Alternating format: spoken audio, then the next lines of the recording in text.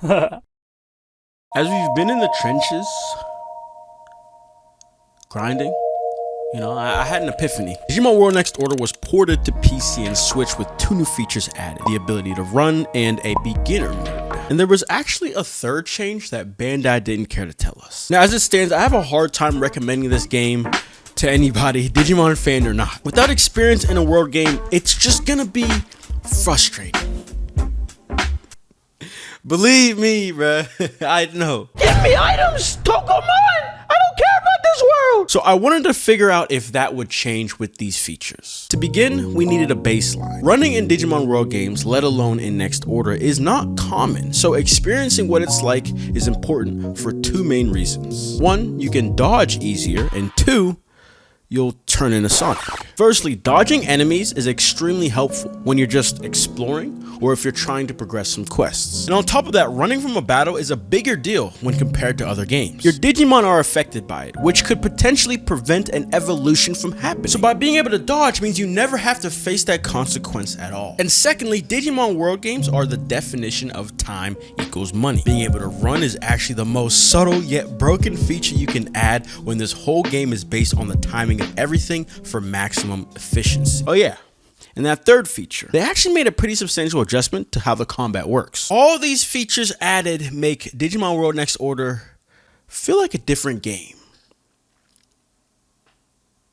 Kind of. Oh, let me just explain.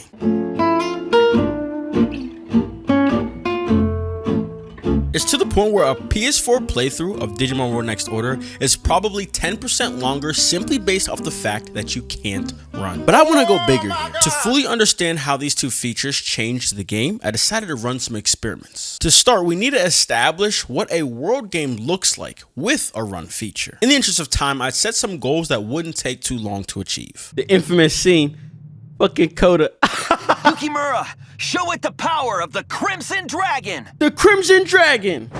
You got it. Exhaust flame!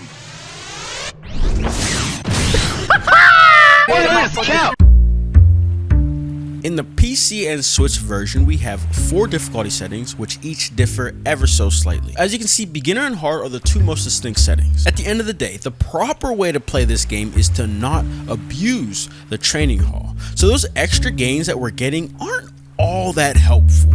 Really, it's the enemy difficulty that you want to pay attention to here. So I started my experiment with normal difficulty. That first Machinedramon fight is the game's first hard battle. Having megas or over at least 1000 stats average is typically a minimum for this fight. So something else to add. It wasn't exactly intentional, but I ended up playing this game 2 different ways for both of my runs.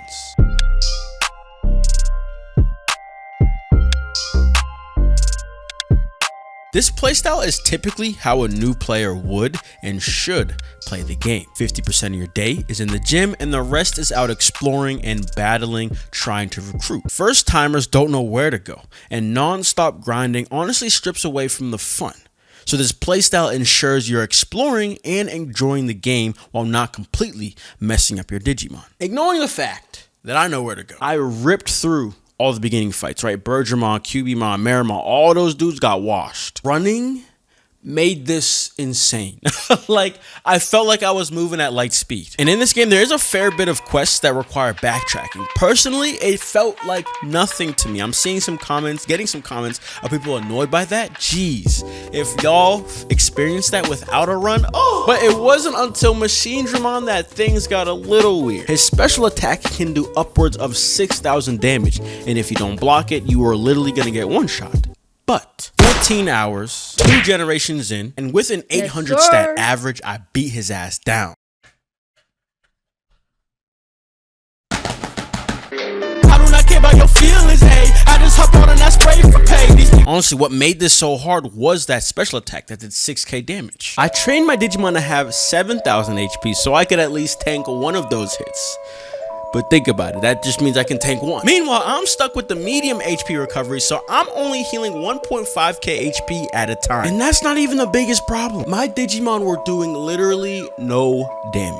And this is where the combat changes came to save me. Order power gaining in the PC and Switch port is actually extremely relaxed. Before, guys, the timing when you press support was so sensitive, it didn't even really make sense, I'm gonna be honest with you. And on top of that, it was Digimon specific, meaning if only one Digimon attacked, only one is gonna get that OP. What this means is guarding isn't only a losing battle. At the end of the day, it costs 10 OP to guard. So if you don't do anything but guard, you're eventually gonna run out of OP, die, and then the same is gonna happen for your second Digimon. So this is great, right? I can at least continue to guard and prevent deaths from happening. But this still doesn't solve the other issue, my lack of damage. And so the solution was to Digifuse, the skill usable after both partners have 150 order power. This move has an increased attack power and is able to actually do some real damage to Machinedramon. And so through guarding and farming OP, it only took a few Digifuse skills before I rolled up my man Machinedramon and smoked the shit out of him. You know what I'm saying? Alright, so we set a baseline, right? 14 hours playing how I would on my first playthrough, minus the whole I know exactly what to do, until we were able to finally beat Machinedramon. All right, 14 hours, cool. So if we add some numbers to our chart from earlier, honestly, I'd say if we start at normal mode being 0%, easy is probably 5% easier, while hard is probably 5% harder. But beginner mode, bro, we're looking at like a 10% decrease in difficulty. Easy versus normal is just more money from battles and training hall experience. So you cut out the training hall experience and now you're just getting more money from battles. Whereas beginner adds in the downscaled enemies, something we haven't seen done since the OG Vita version.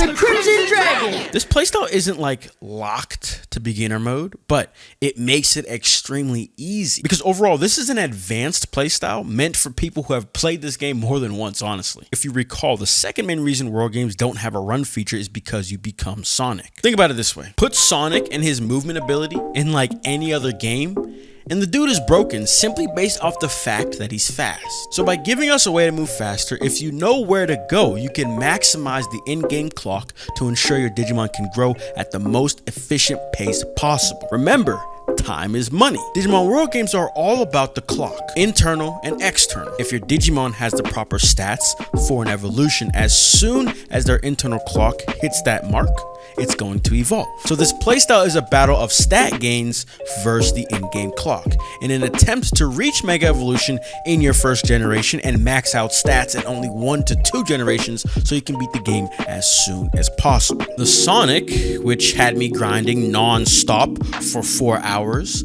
plus beginner mode, who made it extremely easy to get 2,000 stats average very early in the game, plus my experience playing this game multiple times, equals Machinedramon game put in effect again in like 5 hours. Bro, he stood no chance. Yes, 4 of those 5 hours was literally me doing the same thing over and over and over and over.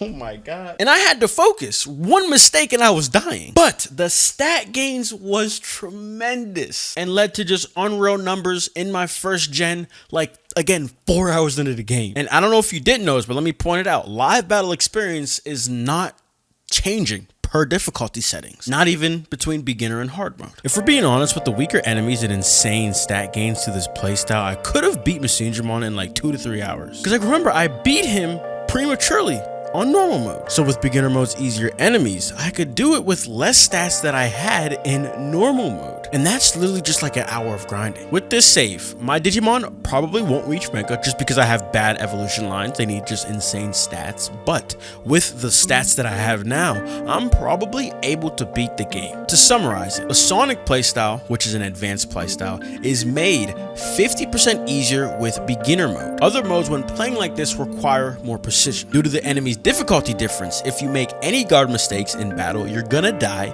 and or have to revive one of your partners, which is gonna get costly fast. And remember, we're early game where you don't have a lot of money, so this is not easy to maintain. And to top it off, normal and hard modes are giving you less money when you win a battle. So simply put, this is just not the most fun playstyle. Let's just leave it at that.